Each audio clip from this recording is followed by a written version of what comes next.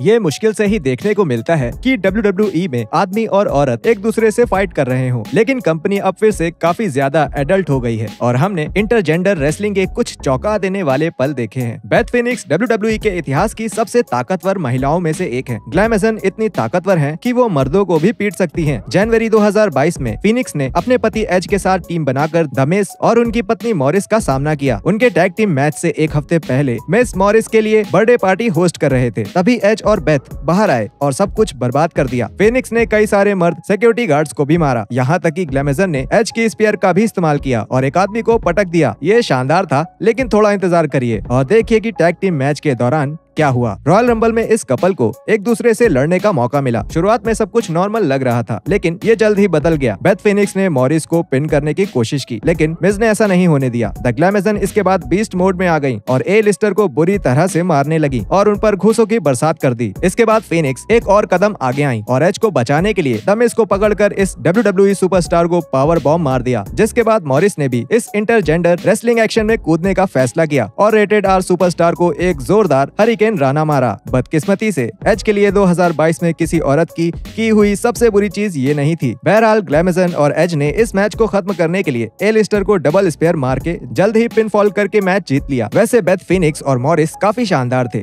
लेकिन जो उन्होंने किया वो कुछ भी नहीं था अगर उसकी तुलना उससे की जाए जो रिया रिप्ली ने मेल रेसलर्स के साथ किया। ये सब तब शुरू हुआ जब रिया और उनके साथ साथ डैमियन प्रीस्ट और फिन बैलर ने रे मिस्टीरियो पर हमला कर दिया था उनकी 22वीं एनिवर्सरी के सेलिब्रेशन के दौरान। उसके अगले हफ्ते रे और डो मिस्टीरियो ने दी उसोस के खिलाफ unified WWE tag team championship के लिए लड़ाई की। रे और डोम हार गए और उनके हारने के तुरंत बाद बेलर, प्रीस्ट और रिप्ली ने आकर दूसरी बार उन पर हमला कर दिया। रिप्ली ने अपने पैरों से डोमिनिक मिस्टीरियो का गला दबा दिया। मुझे डॉम को इस हालत में देखकर इतना बुरा लग रहा था कि मैं खुशी खुशी उनकी जगह लेने को तैयार हूँ। रिया रिप्ली का आदमियों पर हमला यहाँ भी नहीं रुका। 2 हफ्तों बाद रे मिस्टीरियो बाहर आए और डैमियन और फिन को बुरी तरह मारा, लेकिन जब रिया रिंग में आई तो रे रुक गए क्योंकि उन्होंने औरत पर हाथ उठाने से मना कर दिया। मिस्टीरियो को जल्द ही अपना फैसला बदलना पड़ा। बदकिस्मती से उसके अगले हफ्ते में ही रिया रिप्ली ने एक और मेल रेसलर पर हमला कर दिया और ये बहुत बुरा था। अपने होम टाउन टोरंटो में एज का सामना डैमियन प्रीस्ट से हुआ। द रेटेड आर सुपरस्टार जीत गए और प्रीस्ट को कॉनहार्टो मारने जा रहे थे, लेकिन वो ऐसा कर पाते उससे पहले ही रिया रिप्ली वहां आ जाती हैं और एज को लो ब्लो मार देती हैं। हाँ एज, मुझे माफ करिए, इस बार मैं किसी की जगह नहीं लेना चाहता। मैंने आपको पहले ही बताया कि रिया रिप्ली किसी भी आदमी को हरा सकती हैं। हालांकि इन लोगों को बदला लेने का मौका मिल गया। क्लैश ऑफ द कैसल में एज और रे मिस्टीरियो का सामना डैमियन प्रीस्ट और फिन बैलर से हुआ और डोमिनिक मिस्टीरियो और रिया रिप्ली रिंग के बाहर थे। मैच बहुत अफरा तफरी से भरा हुआ था और उम्मीद के मुताबिक रिया रिप्ली ने भी अपने हाथ नहीं रोके। एक समय पर उन्होंने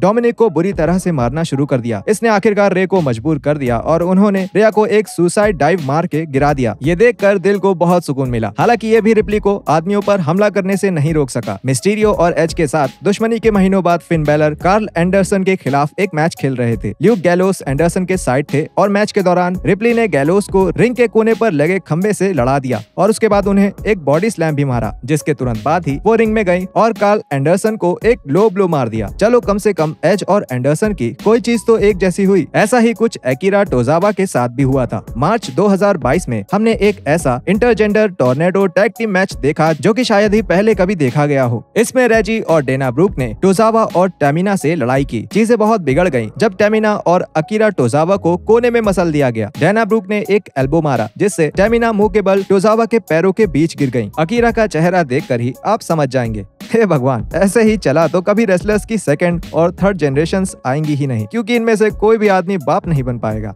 2022 में WWE में बहुत कुछ हुआ है। साल के सबसे अच्छे और सबसे बुरे पलों को देखने के लिए स्क्रीन पर दिख रही प्लेलिस्ट पर क्लिक करें।